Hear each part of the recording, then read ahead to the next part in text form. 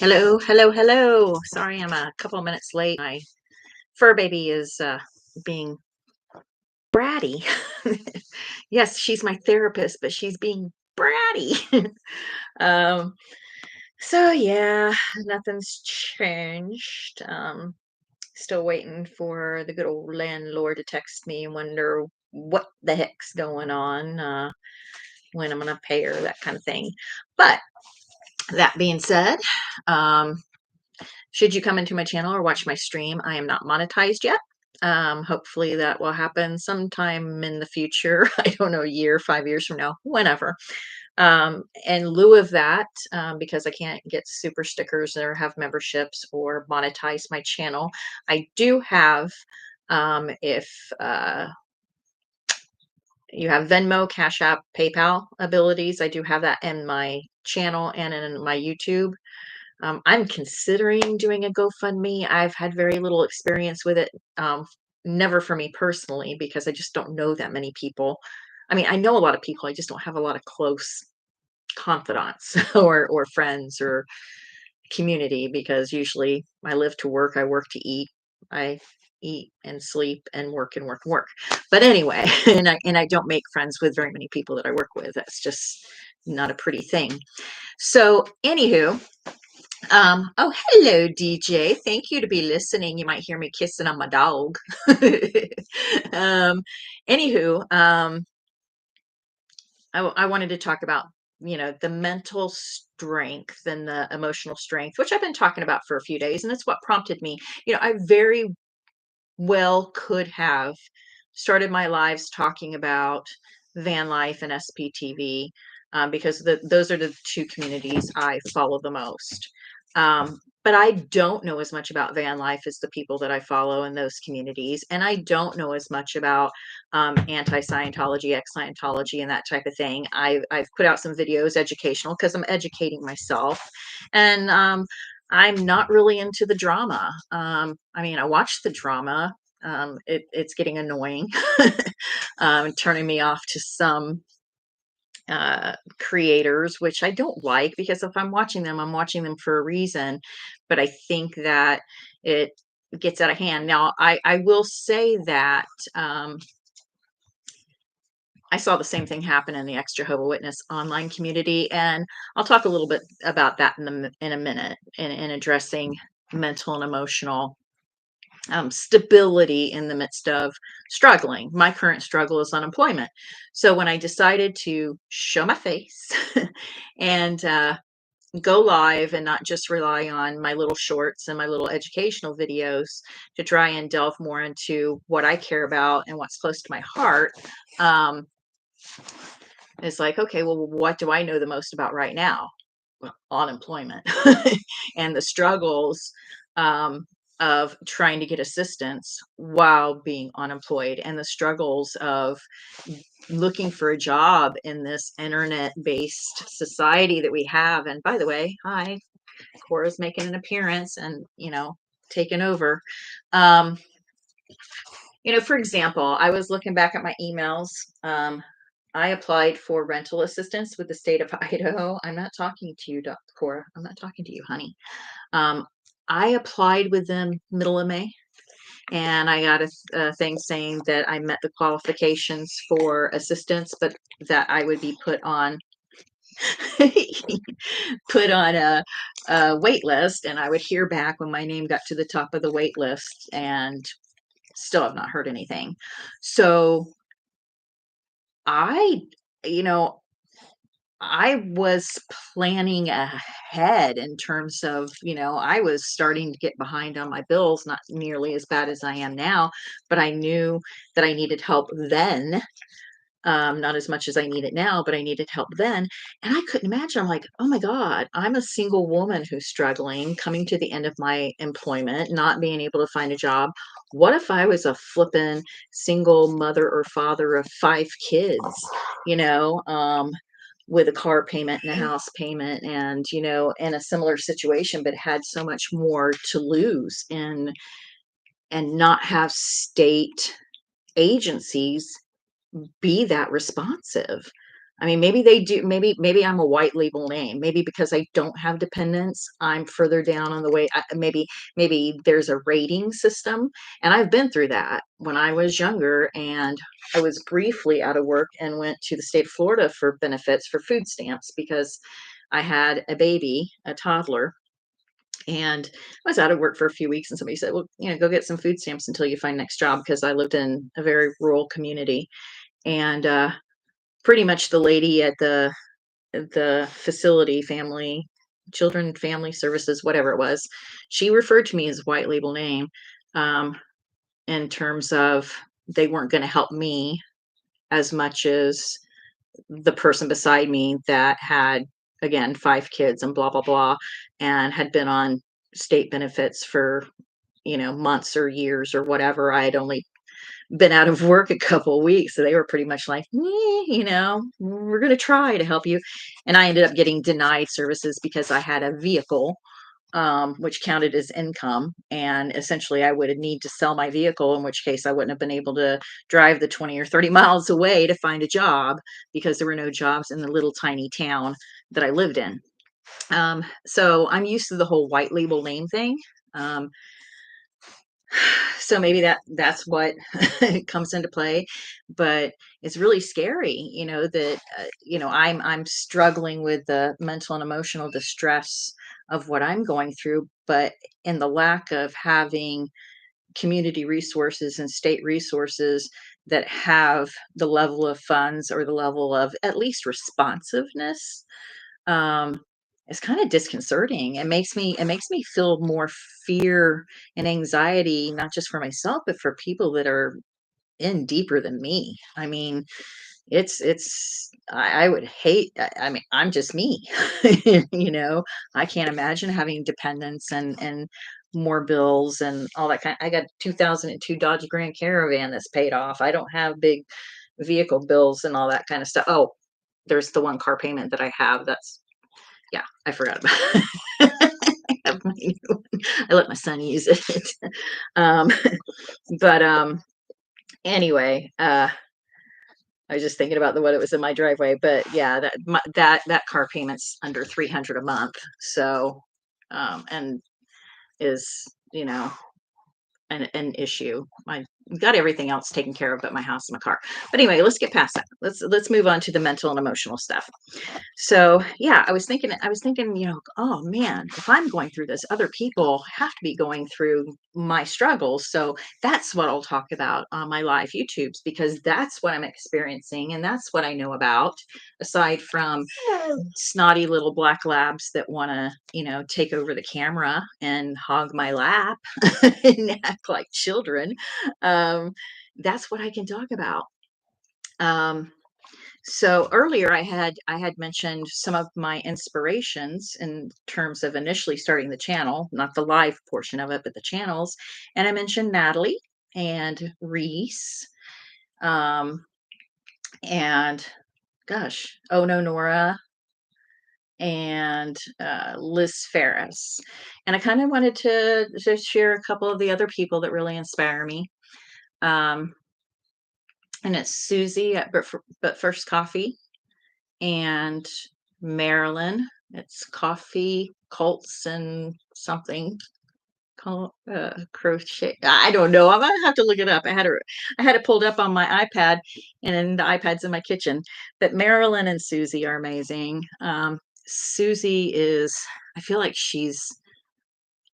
I don't know, just amazing. Let me see what DJ's saying. DJ says, yes, the whole system is a catch 22 and jump through endless hoops. I'm unemployed here in Sweden. Even though we have a different system, I can relate a lot. Oh, yeah. Craft coffee and cults. Yeah, something like that. um, but yeah, and after the whole COVID thing, when I was employed, um, I was in a management position in which I had to um, fill a position that somebody moved and left the area, so I needed to hire somebody on my team under me. And I was so frustrated at that time, so incredibly frustrated that I would have 20, 40 people apply for that job and never one. Not one person show up for an interview. It was like they were just trying to get that COVID money, remain unemployed, get that free money to put in their pocket because quite frankly, they were probably making more off unemployment than the job was paying that I had available. Although the job that I had available had benefits and everything. Um, but nobody was I had to hire somebody from California that was pretty much semi-retired and didn't really need the income, to fill the position. It's so many people just weren't showing up for jobs. And then now it's kind of almost the reverse now. People got so desperate after they lost their benefits that, you know, the I don't think there's as many jobs as what was available, and, we were desperate to hire people for, like, the restaurant industry and all that kinda stuff, and now people, like, I got laid off. They had to downsize, I think it was because of bad decisions they made after COVID, and they didn't adjust to the market like they should have, but, that's just my opinion, although I had the data to prove it. Again, that's who I am. I'm a documentation queen. I'm an analytics person. So, I was trying to prove and trying to, help the business, but I don't think, they like that. It was a high control environment with a lot of very, uh aggressive male natures, I guess I would say. Again, sometime maybe I'll address it. But so that's why I started the lives not focused on the communities necessarily that I I would say I'm in as a viewer, the SPTV community and the uh the van life community. That's mostly what I watch. And I do watch some true crime. That's down the rabbit hole news, Annie Elise, and some of those, mostly rabbit. And what else do I watch? Oh, not that I believe in it. Not that I believe in it. So don't. How do I say? Paranormal stuff. There used to be a lot of ghost hunter kind of shows, and I don't like a lot of them, but there were some that I really liked, on Discovery Channel, and now all of those, shows have gone away, and they were like mindless entertainment, and I do have some. Ooh, ooh, my dog's laying on my I hope she doesn't do anything. She's laying on my laptop. Her head is. Um, but a lot of those people have moved to YouTube, like Jack Osborne and, um I watch Paranormal Files and gosh, what's those kids? The brother and sister, and I'll think of it. But I watch them. But it's mostly van life and SPTV. Um, and initially when I decided to go live, I was like, there's all this drama going on. And I have made a few two snarky videos about Stephanie Hutchison. And I will kind of address on one of the aspects of what's going on with the drama and how one of my videos that had to do with Stephanie Hutchison, I think, is a big impact in online mental states. Um, but I that probably could have been a good road to go down is to start my lives talking about all the drama, talking about Stephanie, and she's one of the reasons I first started a YouTube channel. I mean, I was just a lurker and a commenter, and I started the channel because I was just getting so frustrated with Mike Render and Stephanie calling someone like me a flea, somebody like me pretty much stupid. Um, DJ, you said you can say you're affiliated as it is your sphere of interest. Nobody says you have to do one single thing, and as long as you let people know the base theme and idea of the live coming up. Yeah, I agree with that. And that's kind of how I feel too, as long as I put on the thumbnail kind of what the theme's going to be and not be like um dishonest to try and, drive viewers in. I might bounce around.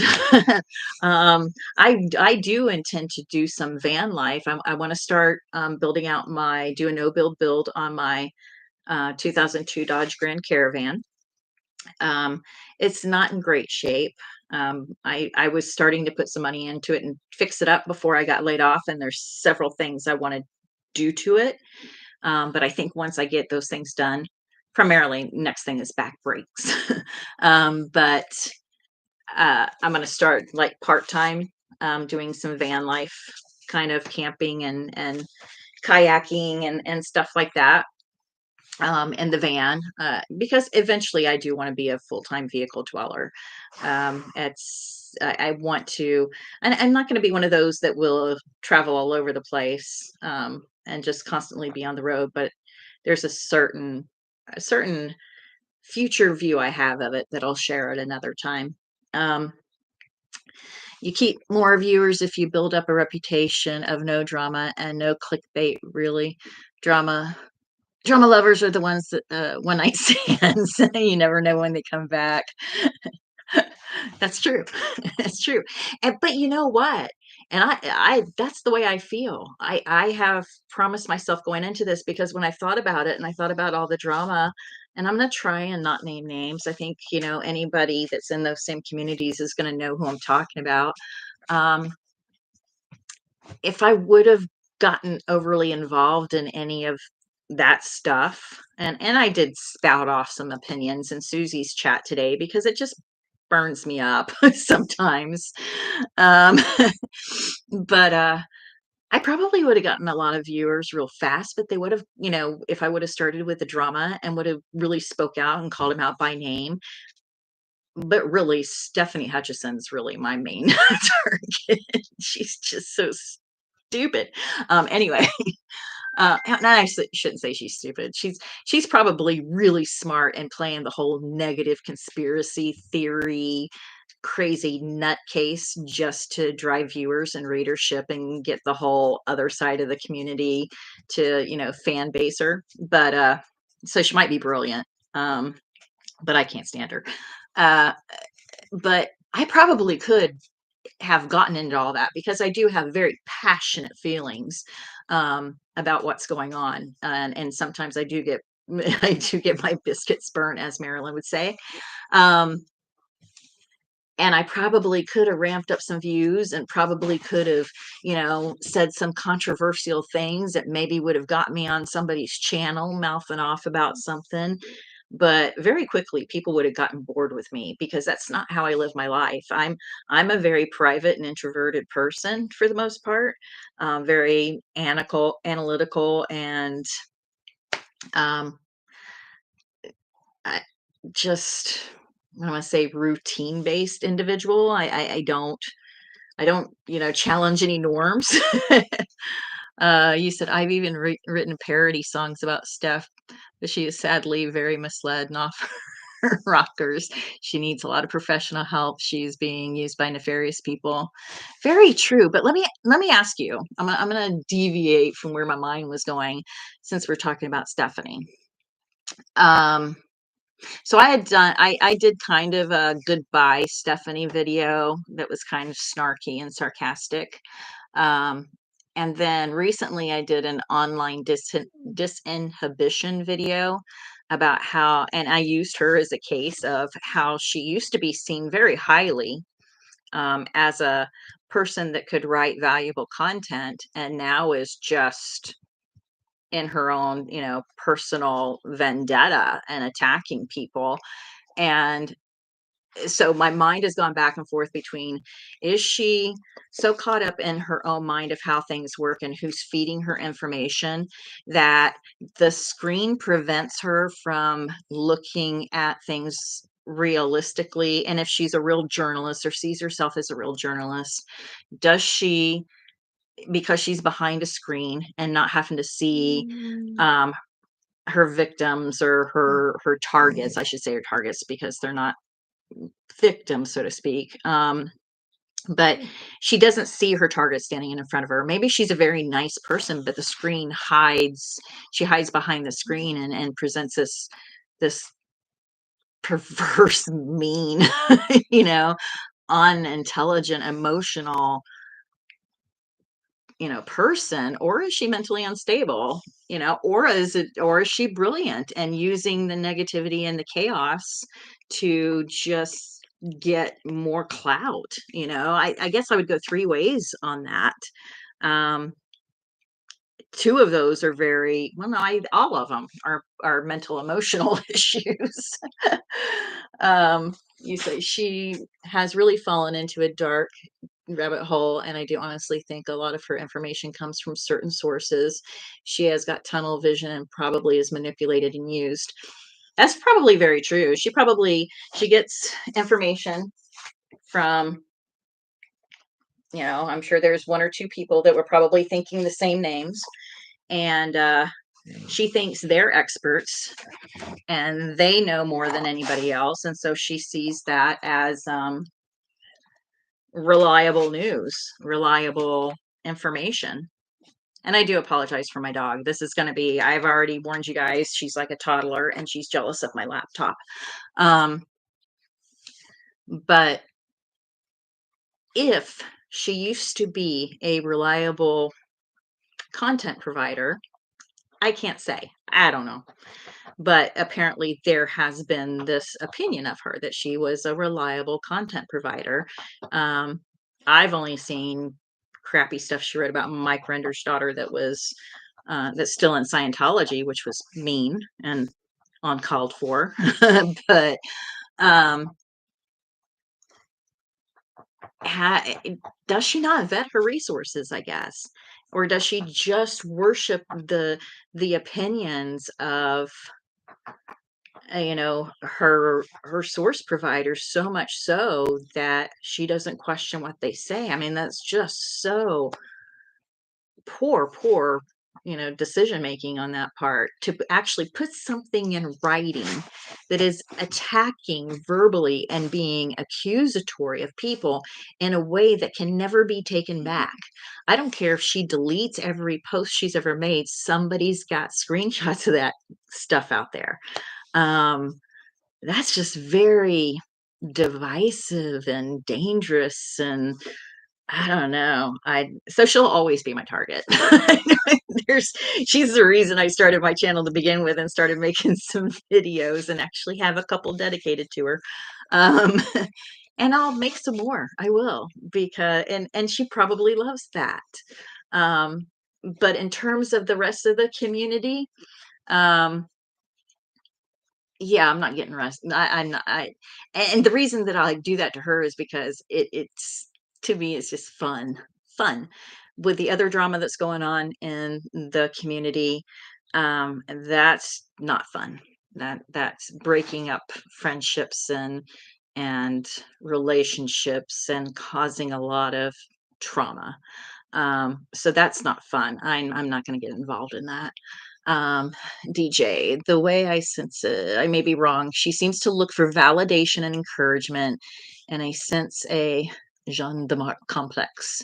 She has been looking for I have something in the way. Crusade. And once there, nothing can stop her. Um, yeah, yeah, yeah. She's like a dog with a bone. She's like a dog with a bone, especially with Aaron. It's kind of scary, very scary. And she's I feel maybe will get herself in some legal trouble eventually if she doesn't calm down. um and I know it's it's probably very evil to find uh a certain, I don't know, amusement and want to be a part of seeing somebody just go down in flames.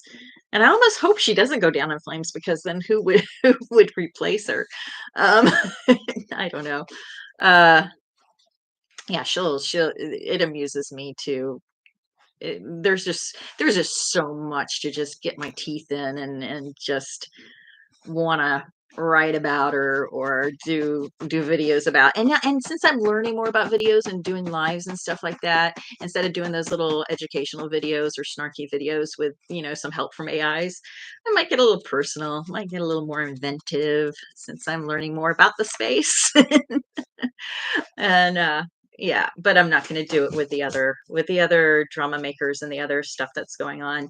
I can't be a part of it. I see too much pain and too much, I'm not going to get involved in the Discord stuff. The only Discord I'm in is Down the Rabbit Hole News.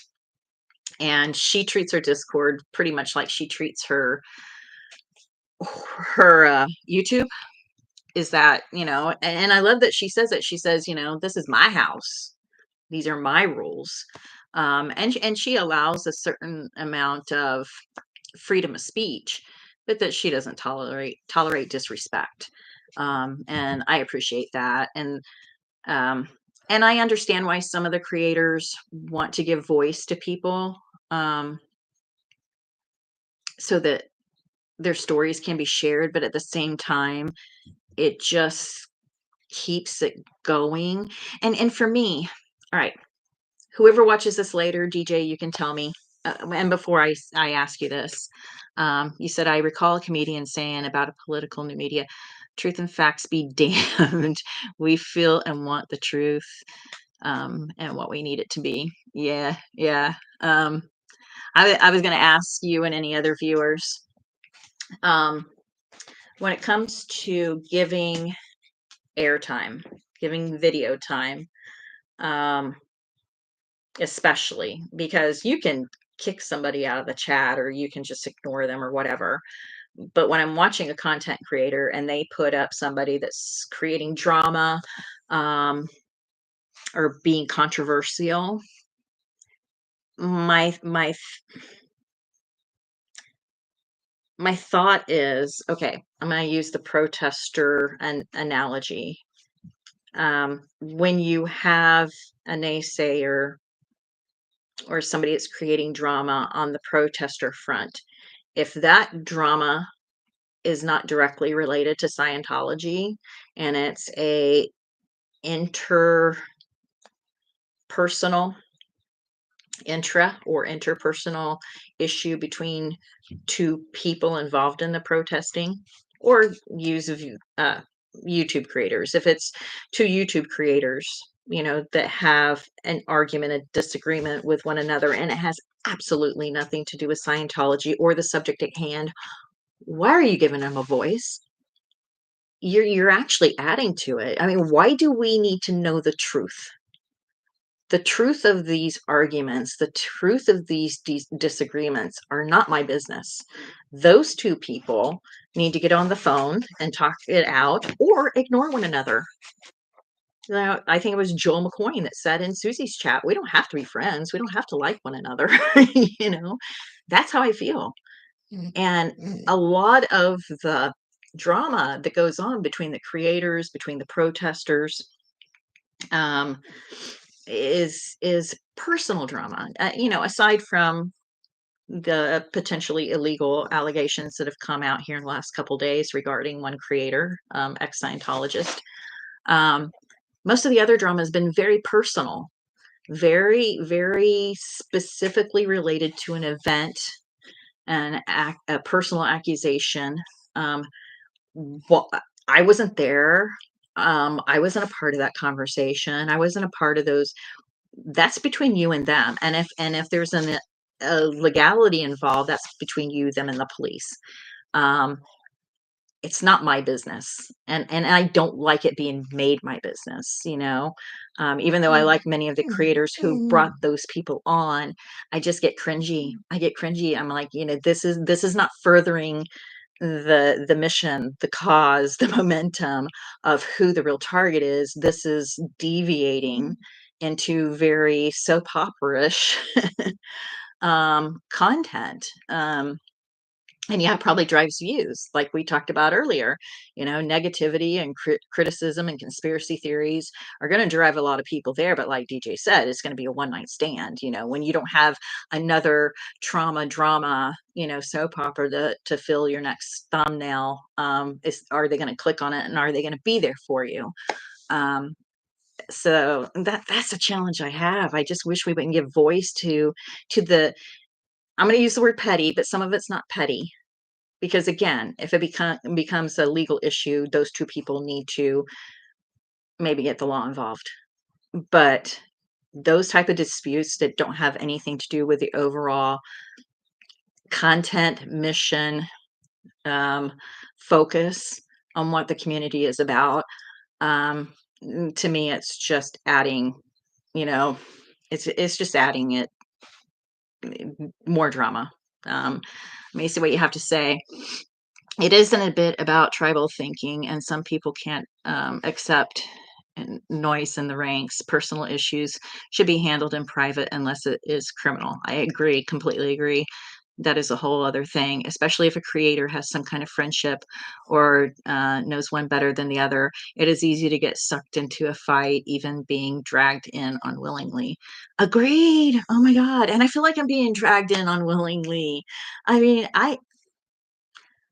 when things get suggested and you don't know the names in the very beginning of when stuff starts to go down, you start analyzing the chat, you start wondering who it could be, and that innate nature, you want to know who it is, and then you don't. A lot of people really are like vicious wanting to know, but I don't think that we should be put in those positions as the community and as the fans, unless we're there for that. Now, if I was going to Popcorn Planet, I subscribe to him, but I'm not a big fan.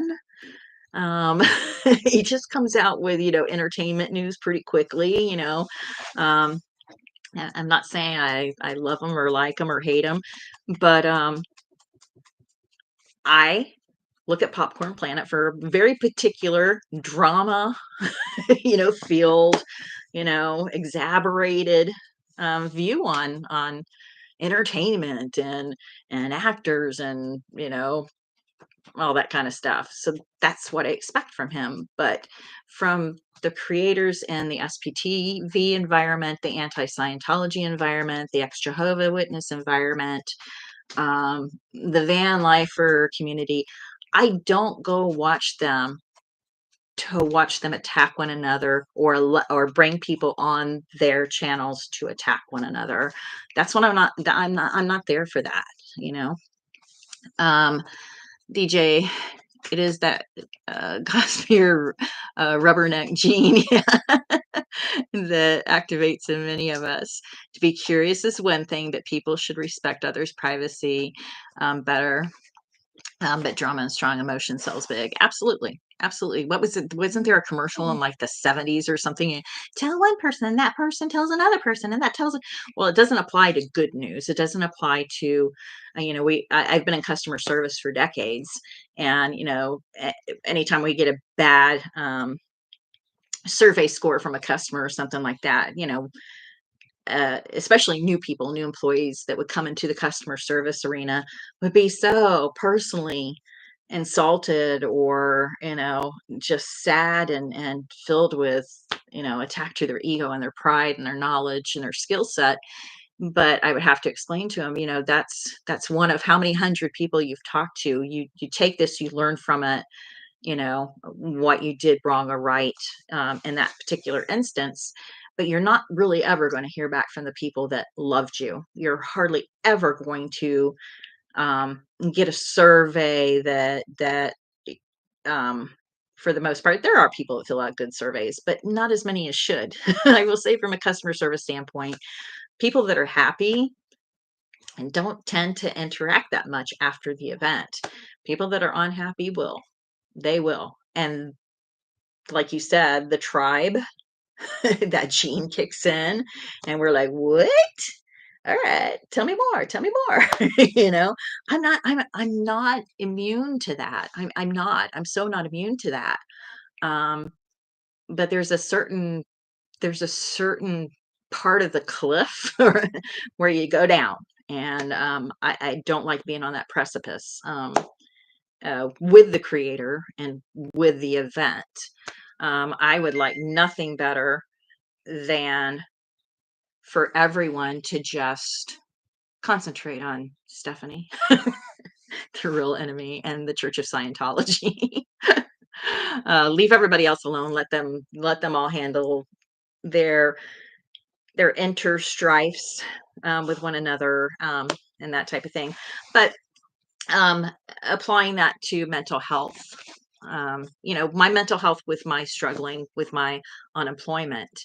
Um, it's not made it much easier. I'm going to tell you, I'm on edge. I'm suffering financially, and on the verge of not having any more unemployment benefits, and don't have a job that I know around. I had a great interview yesterday, please, but no job to speak of on the horizon. So I'm scared to death. So it doesn't really help me in that mental state, and to go onto a creator's stream or a chatathon or some kind of content where I'm expecting to see more healthy interactions, and not experience that. And it breaks my heart to see Susie go through that. And sometimes there's been times where I've been just so triggered by what Marilyn's gone through, because she gets very emotional, and some of the things that she says, just so I don't know if I can watch the rest of this, because of how she's been targeted and what people have said about her. Um, and Poe yesterday went off on a tangent, and Nora, bless her heart, has been defending herself against constant attacks from Reddit and Discord and that kind of thing. Um, I think we're giving people just too much fuel. And those particular people, and I know there will come a time where I go off on somebody. I know there'll come a time where, well, today in Susie's chat, I got a little personal, a little bitchy, but I think when we allow, when I as a viewer go on and I have to watch these people just deal with all this trauma and allow drama to be um, just further amplified through their content, when I'm in a delicate emotional state, and many people in this community, whether they're Scientologists or not, are probably many times, if not often, in a very sensitive state because of what they're experiencing in life. Um, this probably doesn't help them, unless it's a distraction, unless it's like you said, rubbernecking, where it's a distraction from my life to be able to watch everybody just have a train wreck. Let me see what you're saying. I actually was asked by my coach at the program I'm part of in my unemployment, as I look for a job or education to get a future job, to hold a lecture about mental health, affirmation, and self-image. Yeah, I mean, I think that's wonderful because I'm actually self um, investigating that kind of stuff, which is why I keep saying mental health and emotional health. Um, I have I have a history of chronic depression, and had I not already, from working in the high control environment that I got laid off from, had I not already been experiencing um, high blood pressure, anxiety, and depression from dealing with my manager there, um, who had been let go after me, because he had so many complaints against him. Um, but had I not already been on medication, I would probably have been a basket case. If not initially, just from the relief of not working there with those personalities, eventually it would have gotten there. I would have been, I mean, I already cry a lot from what I'm going through, but I would be in my bed drunk and crying probably 24/7 if I didn't have a dog and I didn't have the medication that I had been put on before I lost my job. Um, but now, with what I'm going through with the unemployment and the attack on my pride, if not more than anxiety and depression, sorry, I coughed in the mic. Um, I don't know if you experienced this, DJ, but my ego's taking a hit. That's one of my problems with the whole unemployment experience, is my ego is taking a big hit. I have not, if ever, been out of work this long. It's usually only a few weeks between jobs or whatever. Um, I've been laid off many times because that's the nature of the call center industry. Um, but with contracts being pulled or being bought out or whatever. Oops, Cora, stop! You're being mean. Um, but the attack to my ego, because it's driving me crazy. I've never had this kind of problem trying to find a job. Um, I've always felt more than prepared to do just about anything anybody's thrown in front of me. And so my ego, my pride is whoa. Just I don't know what gutter I'm gonna pull it out of. I just it's um that's probably one of the hardest thing to deal with because I've dealt with depression all my life. I've dealt with anxiety for a while now, being in high control religions and high control work groups and stuff like that. But I've never had an internal attack on my pride and my ego like I am on unemployment right now. Um, yeah, the self esteem takes a huge hit, as many of us and our identity is connected to societal titles such as family, clan, church, job, which school, even which team you support. All those are mixed. Yeah, I it's so true because I will self acknowledge that I have always, other than my titles primarily have been a single parent of one son. He's in his 30s now. Um, He's not married, doesn't have children. Um, but I've always identified myself as a single parent and whatever job I had, because I didn't stay with a religion, and up and through most of my adulthood, I did um, leave the Kingdom Hall. I disassociated myself. I had been disassociated when I got pregnant and all that kind of stuff. But um, So, and quite frankly, even when I was a Jehovah's Witness, it wasn't a title that I wore. It may have been a crutch. It may have been a crutch because that was just part of my extended family or whatever. But my title, I have lived and breathed almost every job I've ever worked. I've always um, I wanna say, yeah, judged everything I've done in my life by how much money I was making, what my title was, more so what my title was, and how smart and brilliant everybody thought I was in that environment, and trying to become the subject matter expert, as much as I could, you know, in those environments. I've always yeah, that was my title. Whatever my job was, that is what I viewed myself as, and now that title is unemployed. It's like, yeah, ego not existing right now. Um, Once any of those go missing, you feel your worth or imaginary value go down. You're still the same person, but to some people, you're like a new online unknown factor in their midst. Absolutely, absolutely. Um, the job that I was laid off from, almost everybody there I'd been well, they had a high attrition rate for a reason, but a high attrition rate. But most of the people that I know there live in this community, and not one of them have called me. Well, I do have one friend, but I don't consider her my coworker, but she did work there. She didn't actually become my friend until I'd worked there 5 years, and then we started kayaking together and that type of stuff. But otherwise, none of them have called or emailed or texted,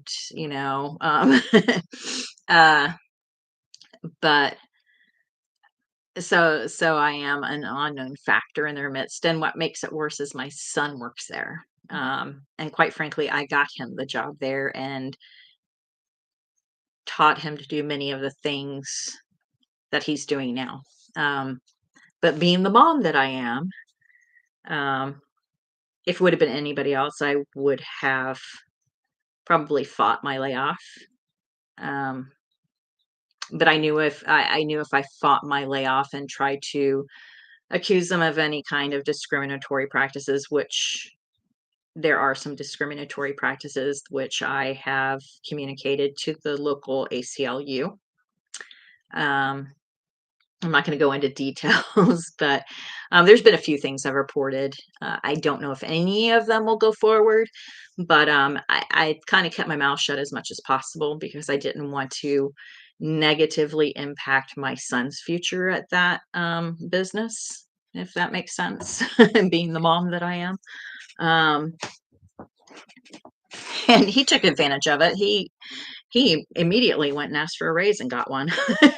So I get no income, but he gets a raise. Okay, but that worked for him. Um, I was a bus driver for many years.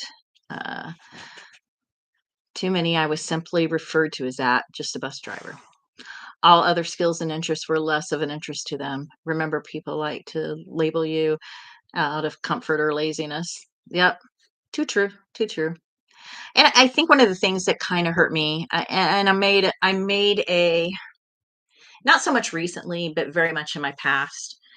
One of the drama makers in the SPTV community, I've said in many chats, he reminds me of me when I was young. Probably not as unstable, um, but I would get so emotionally attached to those titles and to those perceived responsibilities, and to those external perceptions of how people supposedly saw me or labeled me, that I would emotionally react to my agreement or disagreement with those labels. Um, and it cost me a lot of friends and some jobs here and there because I was a very emotional person and judged myself solely by my roles in those environments. Um, so that that one drama maker and his, although I think some of his stuff just goes kind of LRH, it's kind of out there. But I do see some of that. I'm going to take responsibility and I'm going to be the one to fix everything and I'm going to be the one to, it reminds me of me. I used to be the one. I'm the one that knows everything. I'm going to be the one to fix everything. I'm going to be the one that tells everybody what to do and I'm going to be the one, and people would get me worked up. And I don't know if this is what's going on, with this other person, but people would intentionally play upon that ego in me, that title of who I was and what I did, would poke the bear because they weren't brave enough. They weren't brave enough to make their own complaints public. They weren't brave enough to go to whatever powers or authorities to make their complaints.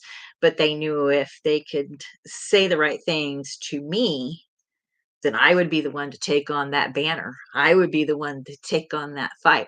I'd be the one at the front, of the group, just knocking down the doors, you know.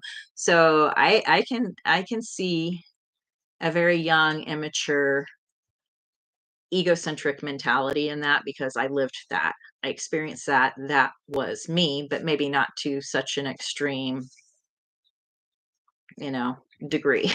But I can see some similarities and I feel for him. Um, let's see. If it's okay, I would invite you to talk sometime if you would like. I have a big interest in this field of thinking. There is a lot to learn and reflect over in this field, also to remove the stigma and shame that some associate and all the honesty to unemployment, divorce, and leaving a specific church. Yeah, absolutely. I think there is I would really love to see, if not create, some very specific content in a community just solely based on people that are going through stuff like you and I are. Um, I think because I had never been employed to this degree and for this long, I've never had to face this level of um, mental, emotional, psychological um, imbalance, that the world is upside down, and there are no resources, at least affordable ones or free ones, that are easily attained, because there's free resources out there that are either not easily attained or impossible to attain unless you fit a very specific, description. Um, I would challenge, is is there a group? Is there a group of people that would be online that would find this helpful? That would find a group of people talking and sharing, hey, you're not alone. And everybody knows that, and you can say that in any environment that you're not alone. You're not alone. You're not the only one that left this church. You're not the only one that got laid off. You're not the only one that's been on unemployment. You're not the only one that's alone and doesn't have anybody to talk to through the day. Um, but there are some that feel that way, and there are some that believe that. Um, and there are some, like me, that will go get a bottle of booze. Wine is my weakness.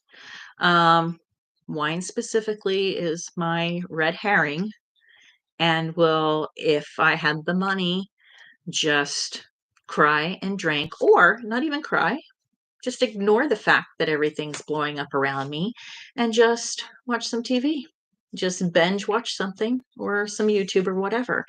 Um, because I don't know there's somebody to talk to. I don't know that there's somebody that understands that I feel, you know, that I'm not being affirmed, that I feel that my self-image is, or my internal value, like you said, or perceived value of self-image has been, devalued.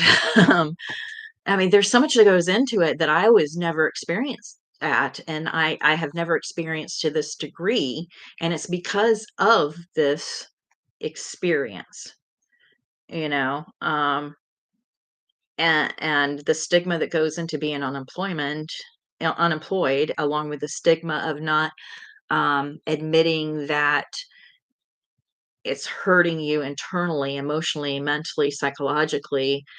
I think can uh, maybe be an area where people might need to do this kind of talk, to share this kind of information. My whole thing, and especially the online part of it. Um, and I'm sorry I'm on a tangent, and I will read your latest comments here, but is that a reason that there's so many, or a reason, not the reason, is that a reason that there are so many hateful and aggressive trolls on the internet, combining it with online disinhibition, where you say and you do things um, on the keyboard, on your cell phone, whatever, that you would never, ever, ever in your entire life say to anybody that was standing in front of you, that you would never, ever treat anybody like that, because that is not your nature in a real world environment. Um, that you're essentially an avatar saying things that are hurtful and dramatic and painful and aggressive and attacking, because you don't have to deal with the person who's getting that barrage on the other side. It's like a video game to you.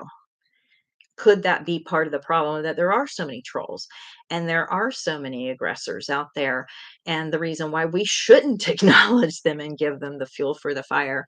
I mean, it could, I think the internet doesn't help. When I was very, very young, I was kind of addicted to the internet, because I would spend all night back in the whole, it was even before America Online. I'd spend all night on the Prodigy boards or the IRC boards. I would be there for hours chatting and doing online role play, and just my day would just disappear, and I'd have to get up and go to work the next day, you know. So I understand a bit of the whole online addiction and getting lost in this personality that's not necessarily you in your real world, you know. Let me catch up on what you're saying here. um, there's a lot to learn and reflect over in the field. Very much either tailor-made for a very narrow targeted group, or it's catch 22 on steroids. Yeah, yeah. um, I think this line of thinking is a niche, less thread, as it also takes on a toll of dealing with it, like when having to bare your soul or step outside the facade, where you to to keeping. Yeah, you definitely. Oh, yes, definitely. It is the need you feel. You're not the lowest in the bottom of the barrel, that you can push someone else beneath you instead of encouraging, supporting others. A lot of bitterness. Sorry for spamming you in chat. Hey, I don't care. I'm having somebody to talk to. I love the spam. Go ahead, share. Um, yeah, I mean, even if it's nothing more than me just and me and you talking about these experiences, it makes me feel better. I mean, yes, I still have the same financial struggles. Yes, I still am worried about where I'm going to be a week or a month from now and what I'm going to be doing. Yes, that scares the tar out of me. Um, but I like the aspect that I can admit that to somebody, and that somebody potentially can understand those fears and relate to it. Um, that's not something that I've had for the last probably 6 months, because I've just been in my own head. Um, and thanks to Liz Ferris for encouraging me to, start a YouTube channel, even though I feel it was probably an off the cuff, type of, comment or encouragement. And she is very encouraging, don't get me wrong.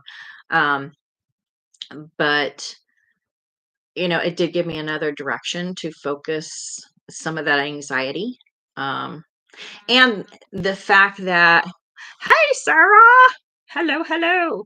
Um, it did give me the, I think had I not did that, I probably might have been more resistant to apply to join the board that I was accepted on. I was accepted on a local foundation as a board member. It's non-paid. But I'm, creating some educational videos for them. So it does distract me. It distracts me a bit and gives me something to focus on. And had Liz not encouraged that, I wouldn't be here talking on the lives that have been mostly focused on my own experiences of unemployment and the mental and emotional and psychological impacts that it's having on me and other people. Sarah, Brian Lucas, not Lewis. I called him Brian Lewis earlier today. Hi, Brian Lucas. You guys miss my dog. She's asleep now. She like took up, almost the whole beginning of the video. I mean, she was just all over me. But me and DJ have been talking about mental, emotional impact of unemployment and some of the drama, and trying to avoid the drama that's going on in the SPTV community. So uh, that's been and even in the avoidance of the drama that's going on in the SPTV community. And just a little recap. I know you guys hopefully will go back and watch from the beginning, but the concept being that we need to just stop buying into it. Let the people involved settle it among themselves, and if there's a legal implication involved, then they and the legal system need to get involved. um, the damage it's doing to the infighting, and creators, and even the potential triggering it can do to the people like me or other, or even like Susie, and Susie getting frustrated at, the stuff that's going on. And we need to find a way to readjust our focus, because it's about staying mentally and emotionally safe, and feeling safe. And we, to be safe, really don't need to be a part of someone else's instability. Um, that needs to be handled at a very more personal level, I feel. um, so, um, DJ, I think it's important to try and remain being the adults in the room. Yeah, yeah, absolutely. Um, I was a little less adult in Susie's chat today. when she started talking about a particular person getting a lot of um, attention, it did stimulate a certain feeling in me because I had been feeling that exact same way. I've just been sitting around going, "What the I don't want to watch this. I can't watch this. This is like upsetting me." Not Susie's channel, but what this comment Susie was making, I very much identified with a particular drama maker. I will say I'm extremely disappointed in Leah Remini. Yeah, I watched Aaron's before I started my live stream. Aaron was on. Oh, let me see something. Did Aaron come on with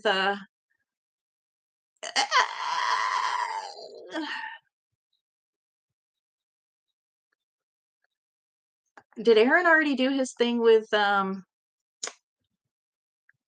Good with Streets LA? Because I definitely want to watch that. Even if I have to take my headset off and watch it. Yeah, I want to see the breakdown of the anti-slap thing. But I was watching Aaron's channel before I started my live, and um, your lawyer friend Zach, or however that his handle is, um, and I was watching that breakdown, and I was saying to DJ, I have no problems. I mean, one of the reasons I started, which triggered me to start my channel, um, was the Mike Render and Stephanie stuff, and especially how they, attacked Marion and Miriam and Rabbit. That's why I'm a rabbit flea. Uh, so I have no problems dealing with the drama that comes from that side of the fence. I really don't. Steph is, I find a certain energy and amusement in making Stephanie a focus and bringing out Stephanie's troll behaviors and attacks and stuff.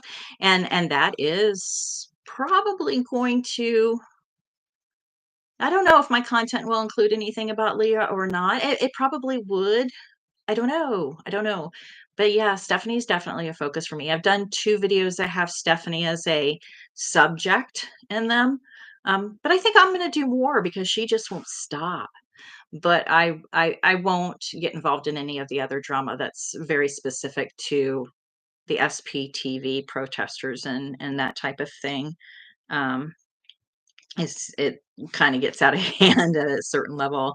But the Mike Render, the Leah, I'm not going to get involved in any of the Discord and Reddit stuff because I'm not on those platforms. I do spy on Twitter occasionally. That's how I see when Stephanie posts something, but that's under a different handle, so I know when she's posting something.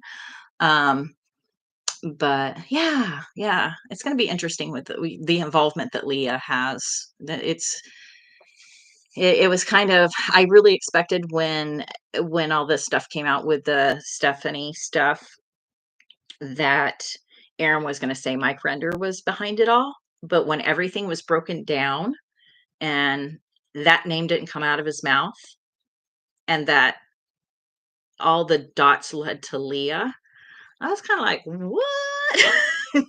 What? I really expected it for Aaron and for Zach and all this breakdown between yesterday and today to definitely point fingers at Mike, and for all the dots to connect more so to Leah is disappointing to a huge degree because she kind of spurred on all of this community, and it's not her responsibility to keep it together. It's not. It really is not her responsibility to hold anything together. She stimulated a lot of conversation. She put a lot of focus on the anti-Scientology movement and the abuses within the organization. But much like Mike Render, she has benefited greatly from the entertainment aspect of it and the money involved in the entertainment aspect of it, and less so in uh, the true, you know, uh, trauma survivors and that. I mean, it even blew my mind that on the Aftermath shows that none of those survivors were paid for any of that, and that their words were twisted to a degree, for content that was disheartening too. Let me see. Yeah, let me get caught up here. I think it's important to try adults in the room. Dissipate. We are only human. We don't like when people cut in line in front of us either. Yeah. Yep.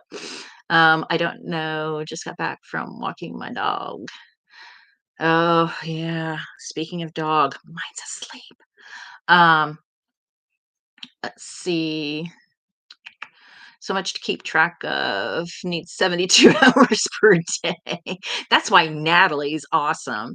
I mean, with like 200 plus channels that have some that touch on some part of the community, at least the SPTV community. As I mentioned, I'm also very much a van life fan and van life community person, more so a lurker, but I've been following those for way longer, years and years and years.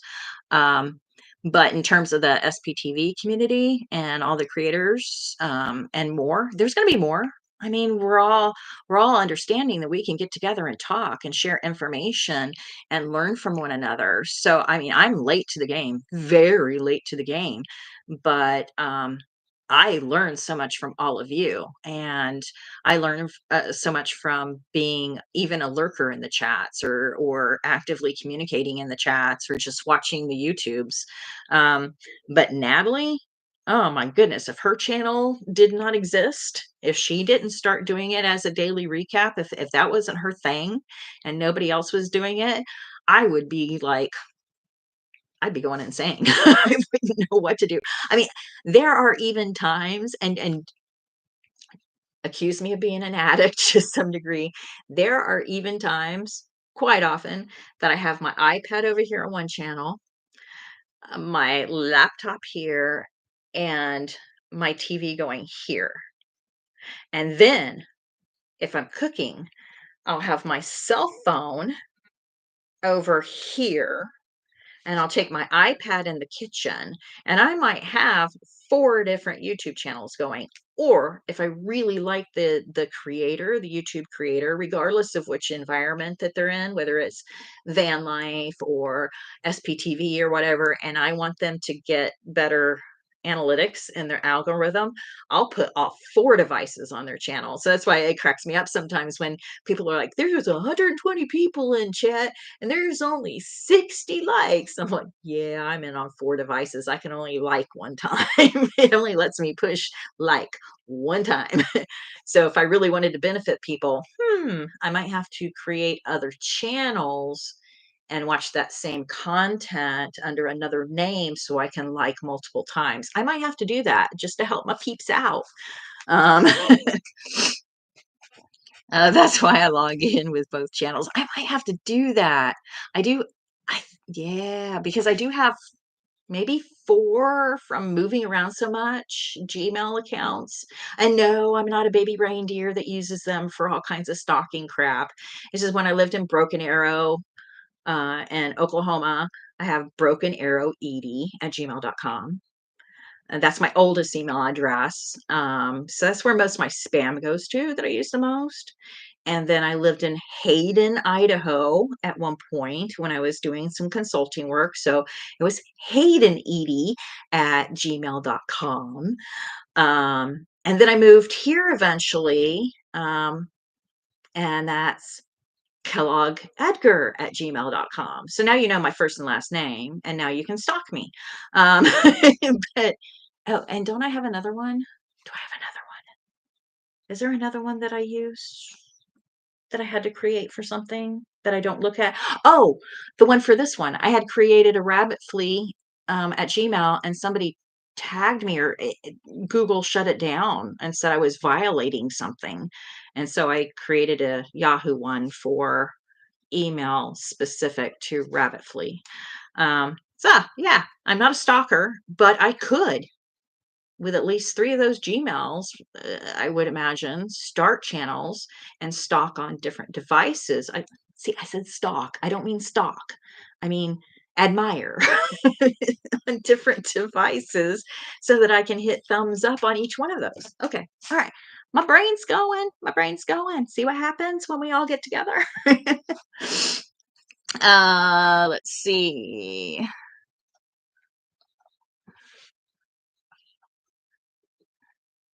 I think you were talking about Leah Remini. I do think it's fair to expect integrity from her, though. I would imagine that's about Leah. Yeah, she's been so silent. It's hard to say, and I don't know if her silence has been because of integrity or because she's experiencing emotions and thoughts and opinions that would reflect a less than approved or liked mentality. Because there are many times she could have put forth a statement that could have resolved some stuff pretty quickly. Um, let's see. But also, she gets to sift through pre-processed info as people send specific clips. Nobody can keep tabs on the whole community. She does a valuable job. Oh, you're talking about Natalie there? Yep, yep, yep. She's amazing, and she has a good support system. She talks about her mod Nancy and everything. She has a really good support system. I prefer this to watch because I have my YouTube Premium here, but in July I'll switch over to my other channel. Oh yeah, that's right. Good point. That's why I've never, because I think I did start a YouTube channel under my Hayden name, but it annoyed me because it didn't have premium and I had to keep sifting through flipping ads. Good point. Yeah. Okay. Get it where you're coming from on that. Um, Also, we must remind ourselves it is one thing to move someone out of a cult, but to get the cult out of the psyche. Yep. Um, and I think I touched on this yesterday. Um, I I feel for people that have been in any high control religion, high control workplace, high control self-improvement scam, that type of stuff. The longer you're in, the more it is your psyche, the more it is your emotions and your thought process and stuff like that. There's no excuse for Mike Render, um, to some degree, but in another manner, it is who he is. I mean, he was in it for a long time. He lived and breathed it, and it was so inculcated in him, and he had so much power and control that I don't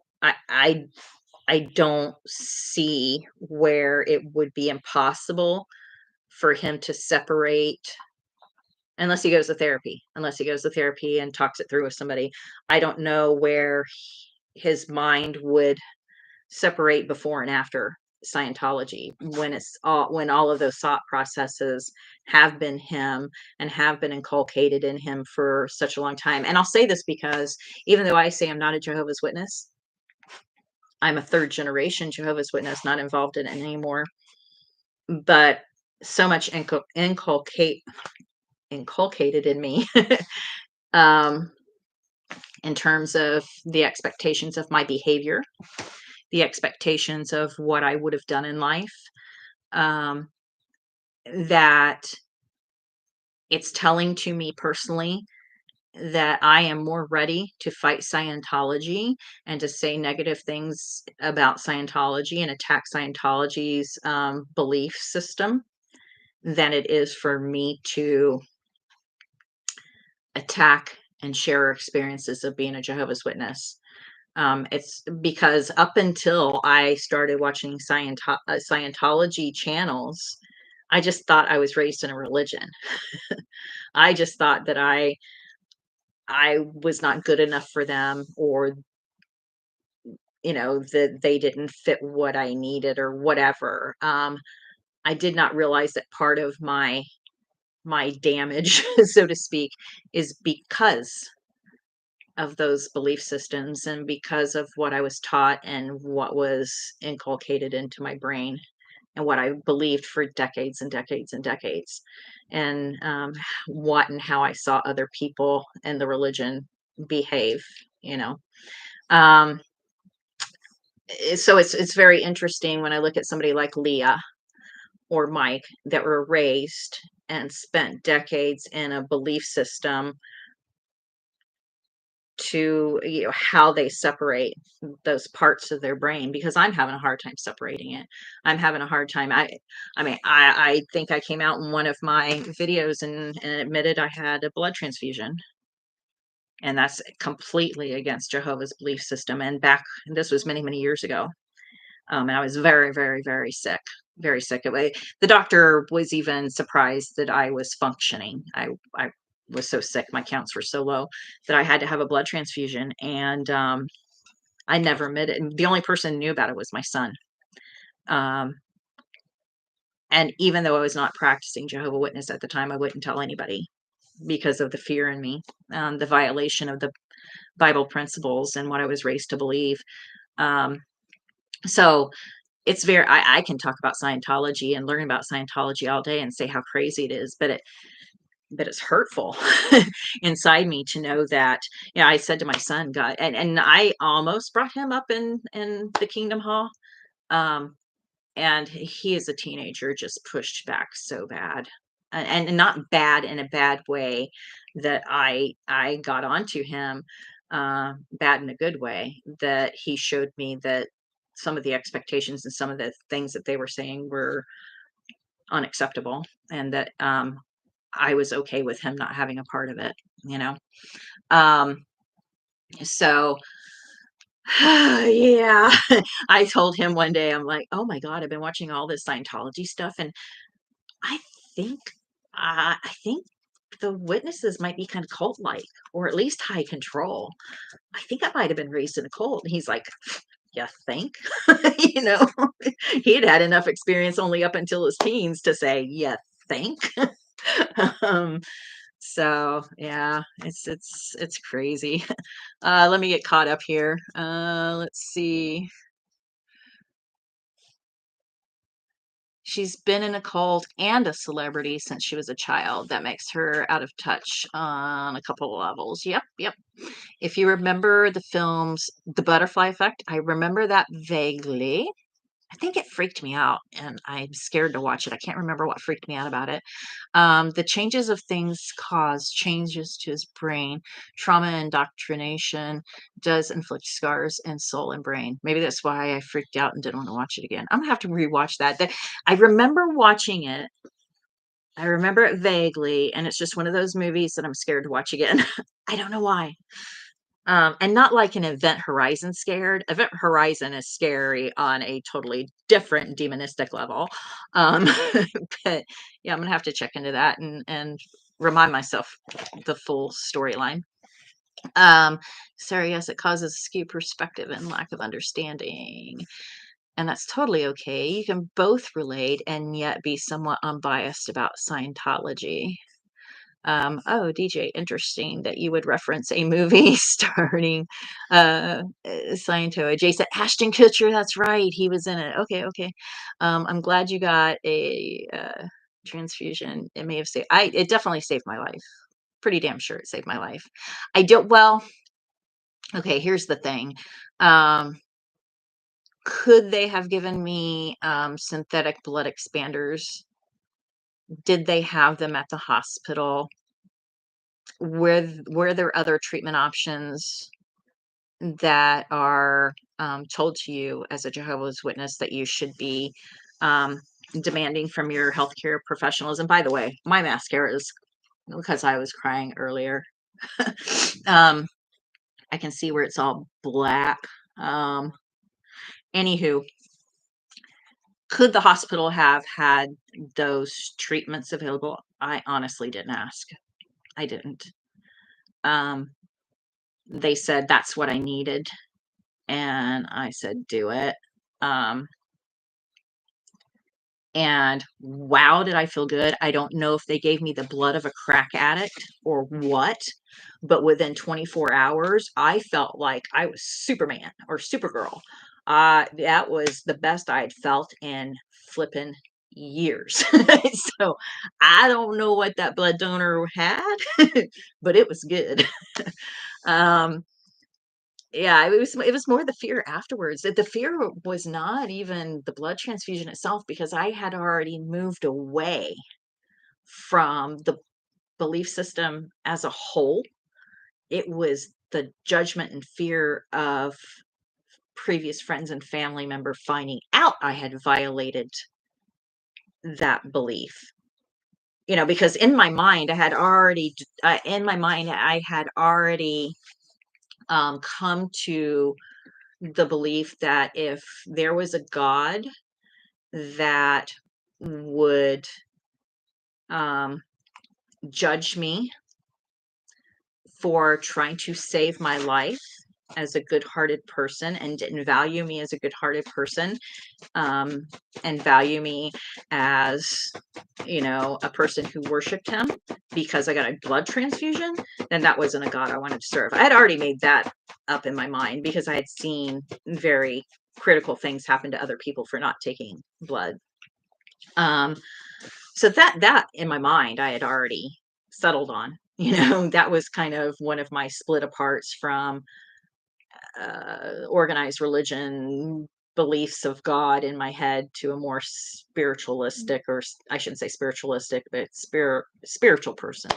Um, so it was just the judgment and other people finding out. Even though they had already disassociated from me and I had already disassociated from them, it was just this because they were my life. They were all I knew for decades of my life. And, even if we weren't communicating, I just had this movie in the back of my head of them finding out I'd had a blood transfusion and, just bashing me all over again. So yeah, it is what it is. I hate that saying. I don't know why I say it all the time. Um, let's see. Well, Sarah, yes, but the film as such does have some interesting points. Who knows what or who hit Ashton in the head? He froze up on occasions, and later in life, we return to those freeze up moments to alter his past. This caused nosebleeds. His brain reshaped. God, I don't remember any of that. I'm gonna have to watch it. I really wish I knew why I won't watch it because I wasn't a negative Ashton Kutcher person. It had to have something to do with the film that freaked me out. Um, yeah, I'm gonna have to watch it. Uh, yes, and a friend who'd rather you be dead than take blood doesn't sound like a friend. Family. Let's just say more so family. One day I'm gonna have to go deep on my family and friends. Um, you should check out Matt Dillahunty, a great debater about atheism versus religion. Touchy subject, but he's very good to listen to. I started listening to a lot. Was it?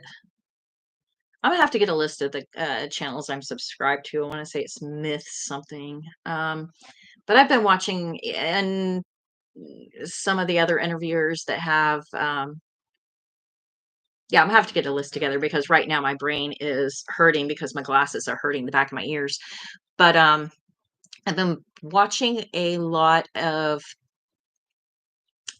theologians and Bible scholars and religious study kind of people. And it's kind of enlightening to find out uh, that almost every single man made religion cannot trace itself back to like a Jesus incident, or well, I shouldn't say a Jesus incident. They can't trace themselves back to, I can't remember what point, and that all of them are stealing from Greek mythology to some degree, and that man just bastardized, all of these Greek and Latin and Hebrew stories to create their own things that became Christianity. I mean, it's kind of blowing my mind. I have never gone that deep, And I've only just recently been watching that stuff.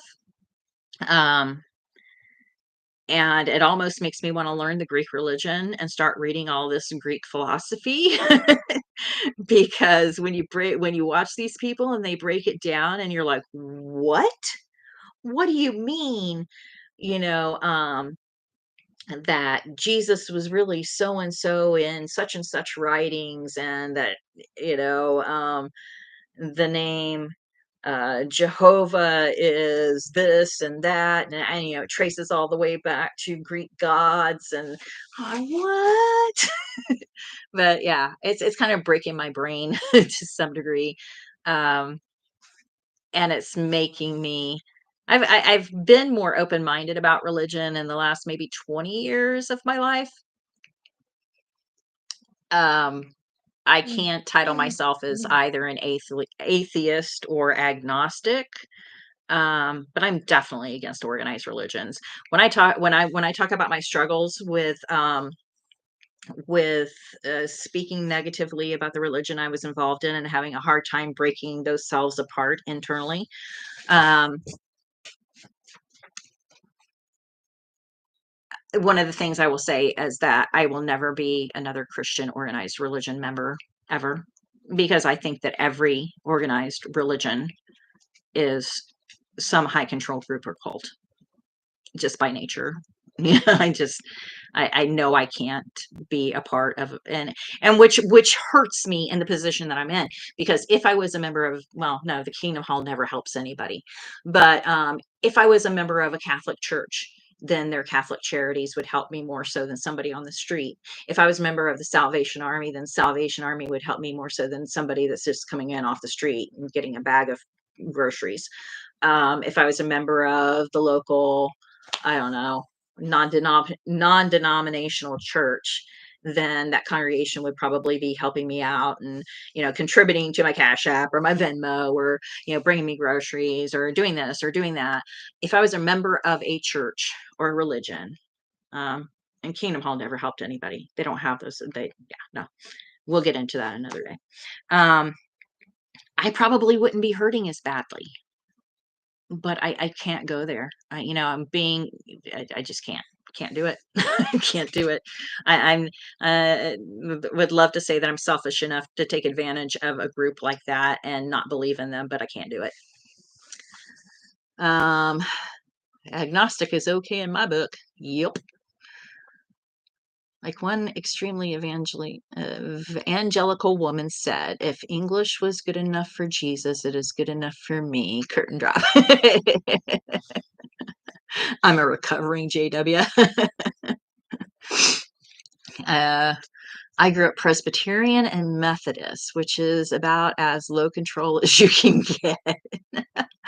I just find the traditional church service, does, I can't see if it says does or does not meet my needs.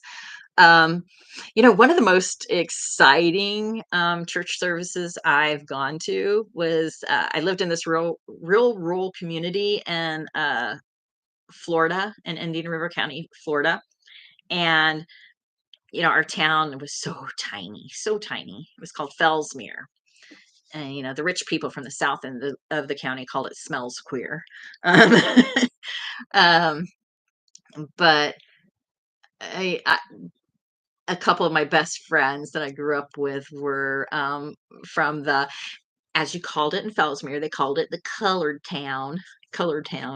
Um, so a couple of my friends were some black girls, because honestly, the black or African American community had their own houses outside of the city limit.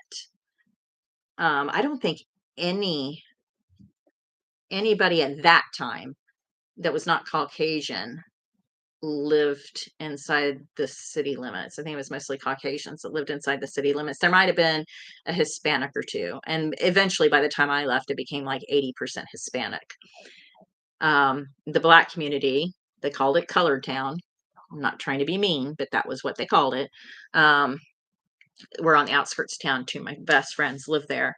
And I went to their Baptist church. And their Baptist church wasn't necessarily in that town, it was in a town like 10 minutes away.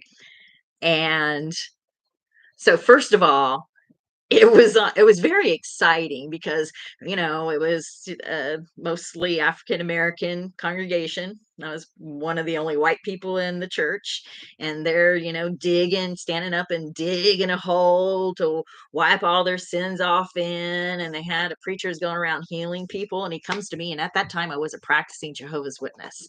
So, as soon as I walked through the door, I really thought that Satan was attacking me, and that, Jehovah God was judging me, and that I was going to get in trouble, and all this kind of stuff. So immediately, my head's buzzing with all this, you know, evil stuff that I was doing, and that I was going to be tempted by the demons or Satan, and it was going down this wrong path with my non-Jehovah Witness worldly, black girlfriends.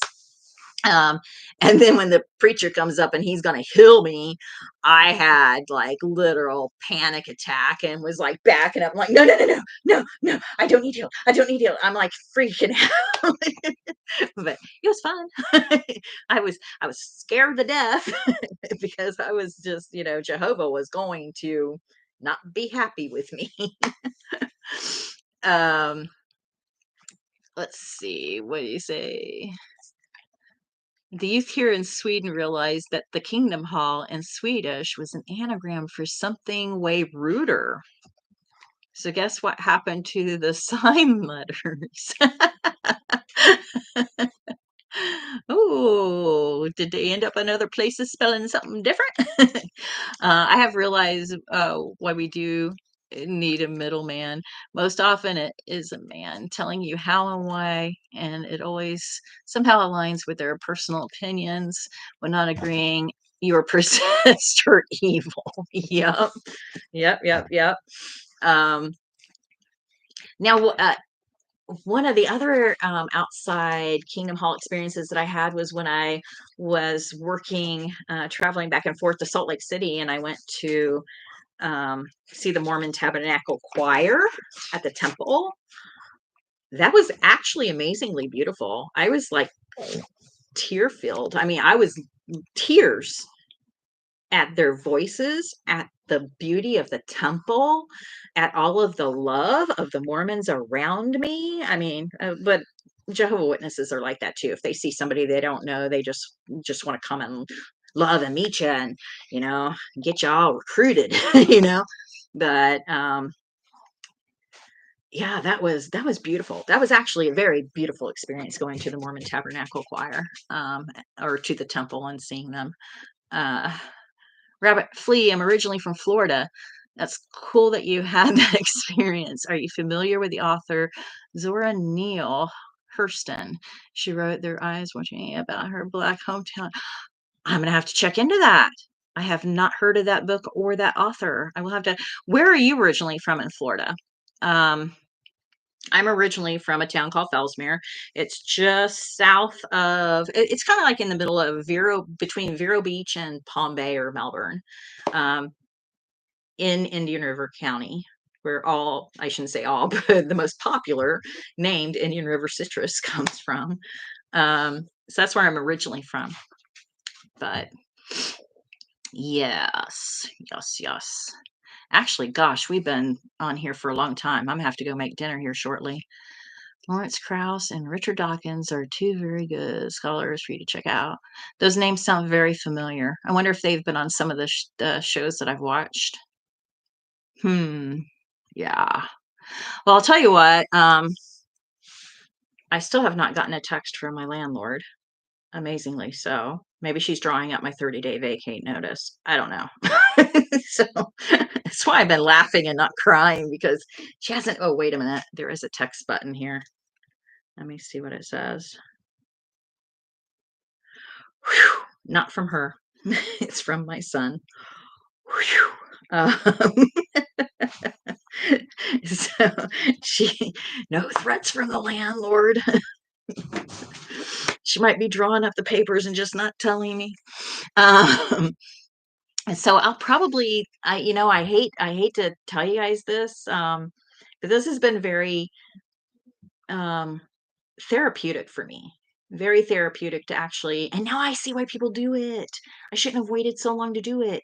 Now I see why Susie and Marilyn and Liz and Nora and everybody gets on here. Oh, Reese, wow, Reese, and she does it. She's got this whole big old community. I get it. It's therapeutic. What? Me and DJ were talking about, you know, this kind of stuff earlier. Therapy and helping others. Um, I'll probably do it again tomorrow, if not a couple times tomorrow, because I this has been very good and diverting for me. I mean, even if I'm not uh so successful at doing my self fundraising, I'm at least able to laugh and get my mind taken off of those struggles for a while. So, at least that's really good. That's really positive. And, it's struggling through unemployment and all of the things that go along with that. Um, the mental, emotional, and psychological stability is what matters right now. And I think anybody that watches this and anybody that's chatted in here, I really thank you for understanding that and for helping and being a supportive role in that. It's great. It's awesome. Do it. Do it yourselves. Come on. Let's have a party. Uh, so anyhow, Brian, DJ, Sarah, everybody, I am going to tap out and go feed my doggy. Oh, dear Lord. I was supposed to make you a new fresh dog food. It'll take me a minute and then it has to cool off. Oh my gosh. I left the turkey out and I didn't make her new bowl of food. Well, I should say pot of food. It feeds her for a few days. So I'm going to go do that and cook dinner, and I'll probably be online tomorrow. And I think tonight I might try and make a short or something snarky about Stephanie. She's getting under my skin right now with the stuff that she's pulling again. So yeah, I'm gonna break my brain a little bit and try and figure out what I want to do about Stephanie. So um all right, guys. Thanks for coming. And if you're viewing this later, feel free to add comments or anything, and like, subscribe, share, and if you want to be a part of any kind of my self fundraising, because I am a panhandler. I have been accused of being a YouTube panhandler and how that's not a wise financial strategy. Well, no, it's not. If this was monetized, I wouldn't have to be a panhandler. So, um, anywho. Thanks for anybody watching this now or later. And if you need to email me or communicate with me, my information's in my account information. And love you guys. Thank you. And we'll talk to you soon, hopefully tomorrow. I know I have my board meeting's in the evening. So yeah, I'll be good tomorrow. All right. See you later. Bye-bye.